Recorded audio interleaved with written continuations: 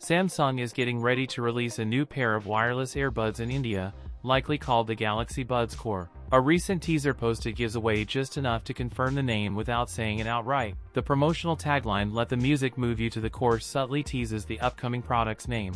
The Samsung India webpage linked in the post contains several back-end references to the name Galaxy Buds Core. The Buds Core will reportedly feature Bluetooth 5.4. Samsung is also expected to enable some Galaxy AI features, such as real-time translation tools like Interpreter and Live Translate. The Buds are claimed to deliver up to 20 hours of battery life with ANC on and up to 35 hours with it turned off. Each Bud carries a 65 mAh battery, while the case packs 500 mAh. In terms of size, the earbuds weigh about 5.3 grams each, and the charging case comes in at 31.2 grams. That's it for today's video. If you enjoyed it, don't forget to like, comment, and subscribe for more content. Thanks for watching, and I'll see you in the next one.